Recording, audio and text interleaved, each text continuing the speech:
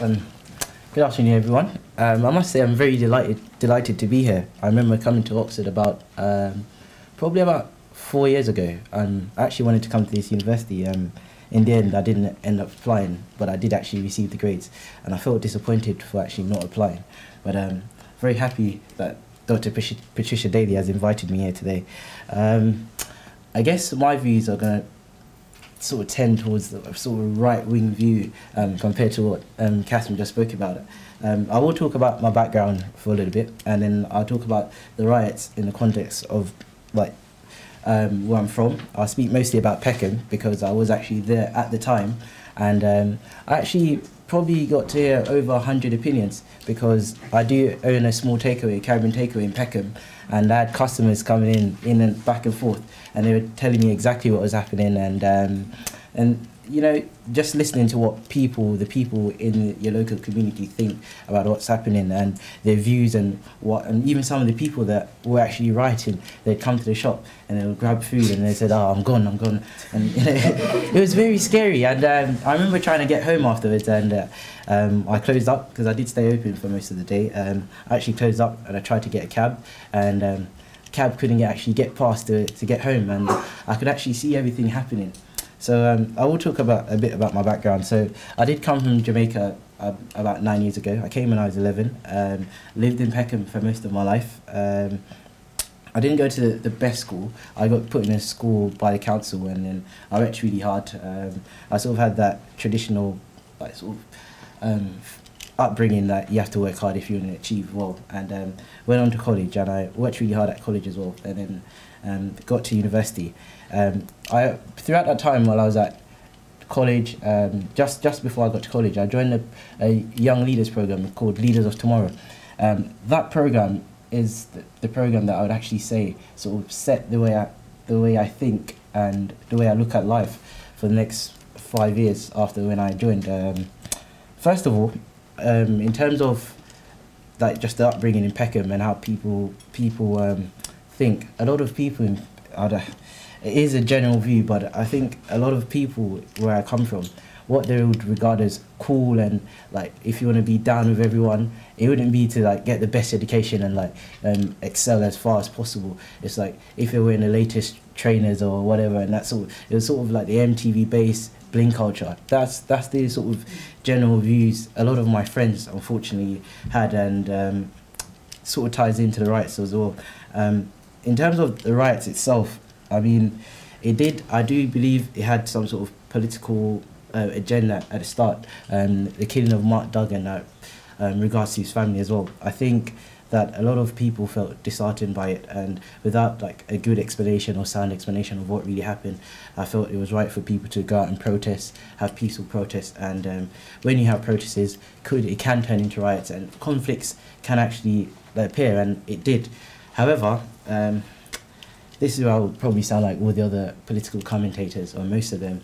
I don't think when it got to places like Brixton and places like Peckham, I don't think there was like a great deal of political agenda there. I think when it got to, especially in Peckham, the messages that were going around, I remember when it first happened in Brixton and they started to break into the Foot Locker. I got a phone call saying, "Oh, I'm just outside Foot Locker and they're setting it on fire." Oh my God, I can't believe it. Everyone's just going in and taking stuff, and they're saying they're going to do it in Peckham tomorrow. And I thought, okay, what has that got to do with the killing of Mark Duggan? You know, it's not a protest. I didn't see any placards. When it actually came to Peckham on the day, everyone started to close up, and you could see all the boys sort of running to the main streets of Peckham, and I was thinking, oh my God, I've never actually witnessed this before. I am in the middle of a riot. What's really going to happen? And some of the boys that ran past, they were sort of saying, don't worry, your shop is safe. You don't have to close up. And I was like, what? I was really worried. But then my dad said, listen, we're going to stay and open our shop. We're going to keep our shop open. We're selling food. I don't think rioters want food, you know. And I was thinking, my dad, he's been here for 15 years, but he's still got a very strong Jamaican accent, and he just lived in Peckham for most of his life. And he was like, no one's going to come and touch your shop. Listen, we're going to sell food. And I thought, Dad, you're crazy. Send everyone home. Let's go home. But he didn't go home. We actually stayed, and the sort of messages after like speaking to some of the people and about what they actually thought and why they were doing it. People were saying, well, they're doing it in Brixton. The police aren't doing anything. They're doing it in Enfield, so why can't we do it? And then when I actually saw like what was happening when I got home, I saw like lines of police. They were just standing and people like destroying Peckham, and I felt like, well, this is why they're going to keep writing, because we live in a society, and I sort of related this to school. In school, a lot of people, especially some of the kids, unfortunately, that come from the Caribbean, because like there's a lot of schools are really strict, and you can't like sort of talk back to teachers and stuff like that. When they came, when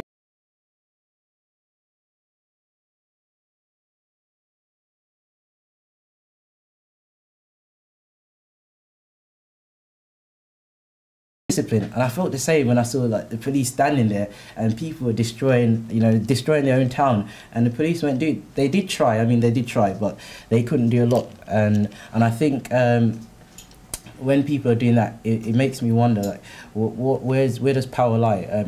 How can we actually trust like authority, and like, can we have faith in them to like do the right thing and help us when we actually need them? And in terms of the looters and stuff, like I said, I don't think they had a political agenda. I do actually think these were people that were shopping without money. I think I come from a very poor background. Like a lot of people, some of them say, well, we don't have anything, like the Conservatives are cutting anything. And then sometimes I thought, well, I'm not saying you don't know about politics, and these are some of the people I knew. But I've never heard you spoke about politics before, and as soon as this happened, you're saying, look, the Conservatives are cutting everything. No, I'm taking back what I want. I'm taking back. And I'm like, well, you can't actually do that. You never spoke about politics until now, so why are you using this as an excuse to go out and riot, And that made me feel really bad, because I didn't go out and riot. I mean, I've lived in a council estate, a council flat ever since I came here, and it didn't sort of strike me that, okay, my family are in need, let's go out and riot, this might give us what we want. I never once felt that, so I don't personally believe that the people had the right to go out and riot. I do distance myself from it more and more, because I feel sorry that people feel the need to go out and take things from it's like sort of biting the hand that feeds. But then again, I look at a bigger picture, and I think if this is what all the bankers and I may not be a banker, so unfortunately. After watching, I watched a film recently, The Inside Job. I don't know if many people have seen that. After seeing what was actually going on throughout the banking crisis, and how all the top executives were still being paid, and one executive between 2003 and 2007, I believe he was paid $430 million while everything was going down. And I thought, well, if the people at the top, they're doing all of this and they're taking money from our society, and they're not being put in prison for all these things, and then people in Peckham or Brixton are stealing the trainers from JD Sports, why do you want to give them 4 years in prison? And then Barack Obama goes ahead and appoints these people, as his advisors. I think if it's a sort of double standards, I don't really agree to it. So even though I think these people don't have a right to go out and riot and do things like that, I do think there's a bigger picture of looking at what's happening at the top and what's happening at the bottom. Thank you.